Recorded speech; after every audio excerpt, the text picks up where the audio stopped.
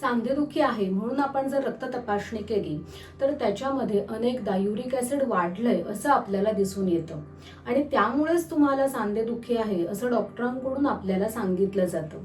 पण uric acid म्हणजे नक्की काय, ते शरीरामध्ये का वाढतं, हे प्रश्न तुम्हाला देखील पडत असतीलच ना. तर आजच्या व्हिडिओमध्ये आपण जाणून घेऊया की युरिक ऍसिड म्हणजे नक्की काय आहे, ते शरीरामध्ये का वाढतं आणि त्यामुळे कोणती लक्षणं दिसून येतात. पण त्यासाठी व्हिडिओ शेवटपर्यंत नक्की बघा. नमस्कार, मी डॉक्टर स्वप्ना तुमचं सगळ्यांचं स्वागत करते आपल्या YouTube channel healthy living with doctor स्वप्नामध्ये. जर तुम्हाला आहार, आरोग्य, आयुर्वेद या विषयासंदर्भातले माहितीपूर्ण व्हिडिओ बघायला आवडत असतील तर चॅनलला आजच सबस्क्राईब करा, बेल आयकॉन दाबा, म्हणजे मी व्हिडिओ अपलोड केला की त्याचं नोटिफिकेशन तुम्हालाही मिळत राहील. आपल्या शरीरामध्ये अनेक गोष्टी या चालू असतात. आपलं प्रत्येक अवयव, आपल्या प्रत्येक पेशी यांचं काही ना काही काम हे शरीरामध्ये चालू असतं आणि जेव्हा त्याच्यामध्ये बिघाड होतो तेव्हा त्याचे परिणाम हे आपल्या शरीरावर दिसायला लागतात. युरिक ऍसिड वाढणं हे देखील तसंच आहे. युरिक ऍसिड म्हणजे नक्की काय आहे, तर जेव्हा शरीराकडून प्युरिन नावाचं प्रोटीन हे ब्रेकडाऊन केलं जातं, प्युरिन नावाच्या प्रोटीनचं विघटन केलं जातं, तेव्हा युरिक ऍसिड हे केमिकल हे तयार होतं. आता प्युरिन म्हणजे काय आहे, तर प्युरिन हे DNA आणि RNA हे तयार होण्यासाठी एक गरजेचा घटक आहे. आपल्या पेशींचा एक गरजेचा घटक तो आहे.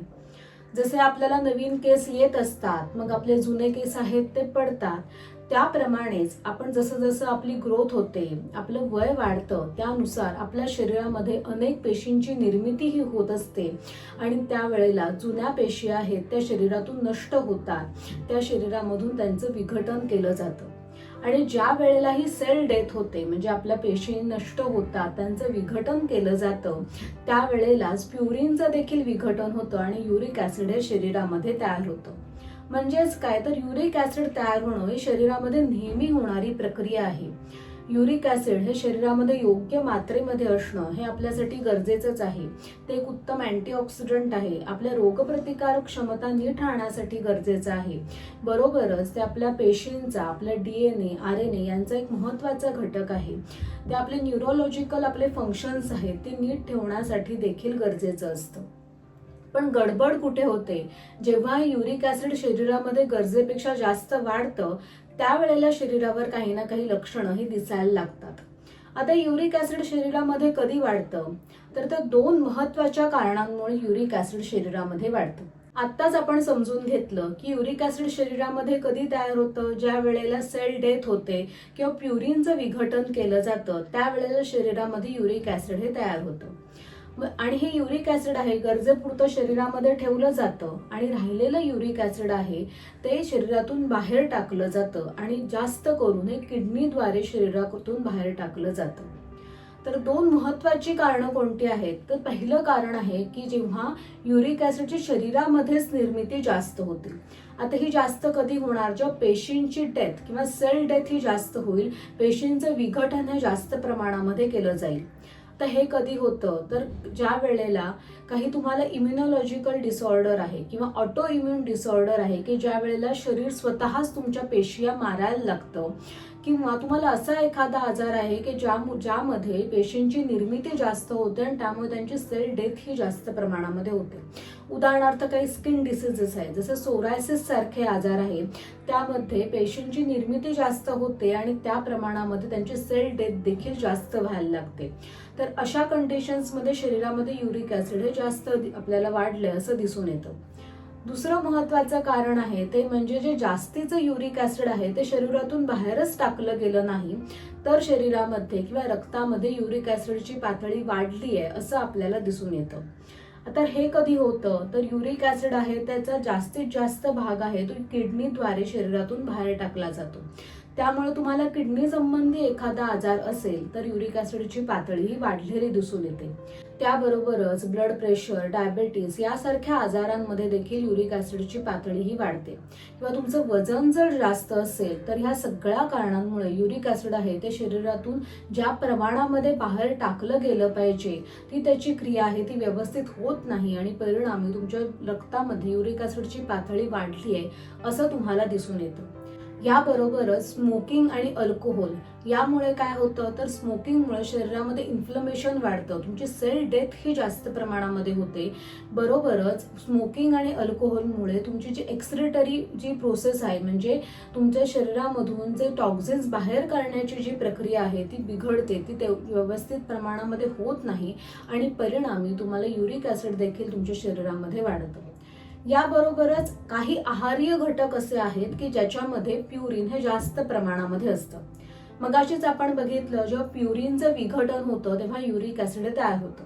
त्यामुळे प्युरिन असणारे पदार्थ जर तुमच्याकडून जास्त खाल्ले गेले तरी देखील युरिक ऍसिड हे जास्त प्रमाणामध्ये वाढतंय असं आपल्याला दिसतं.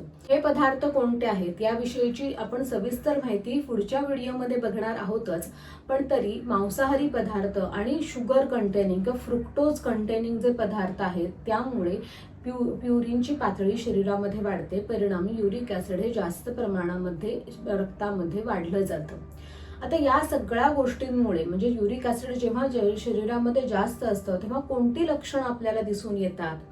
जेव्हा युरिक ऍसिडची पातळी शरीरामध्ये जास्त असते तेव्हा युरिक ऍसिड आहे ते एकत्र येतं आणि त्याचं क्रिस्टल्स फॉर्म होतात.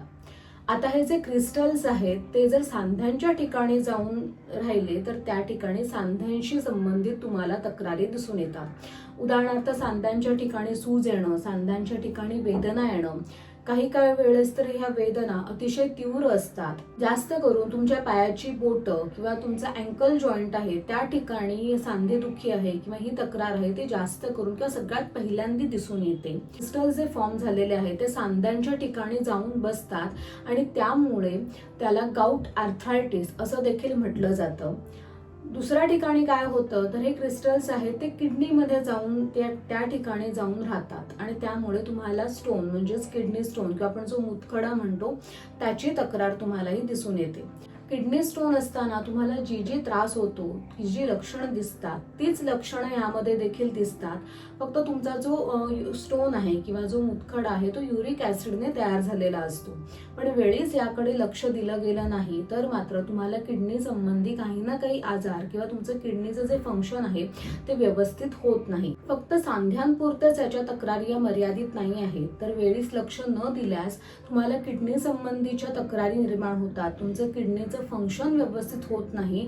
काही वेळेस अगदी गंभीर समस्या देखील जसं हृदयासंबंधीच्या तक्रारी देखील यामध्ये निर्माण होऊ शकतात आणि म्हणूनच युरिक ऍसिड जर तुमच्या शरीरामध्ये पातळी वाढली असेल तर त्याचं कारण जाणून घेणं आणि त्याच्यावर वेळीच उपचार करणं हे देखील तितकंच महत्त्वाचं आहे. पुढच्या व्हिडिओमध्ये आपण जाणून घेणार आहोत की युरिक ऍसिडची पातळी जर तुमच्या शरीरामध्ये वाढली असेल तर तुम्ही त्यासाठी काय उपचार करू शकता, तुम्ही घरच्या घरी किंवा तुमच्या नेहमीच्या राहणीमानामध्ये खाण्यापिण्यामध्ये काय बदल करू शकता. पण त्यासाठी तुम्ही आजच सबस्क्राईब करा जेणेकरून मी जेव्हा पुढचा व्हिडिओ अपलोड करेन तर त्याचं नोटिफिकेशन तुम्हाला हे मिळत राहील. तुम्हाला आजचा व्हिडिओ जर आवडला असेल किंवा गरजेचा वाटला असेल तर तुमच्या नातेवाईकांना, मित्रमैत्रिणींना हा नक्की पाठवा. असेच अनेक माहितीपूर्ण व्हिडिओ बघण्यासाठी चॅनलला आजच सबस्क्राईब करा, बेल आयकॉन दाबा म्हणजे मी व्हिडिओ अपलोड केला की त्याचं नोटिफिकेशन तुम्हाला हे मिळत राहील. आणि तोपर्यंत हेल्दी राहा आणि हॅप्पी राहा. नमस्कार.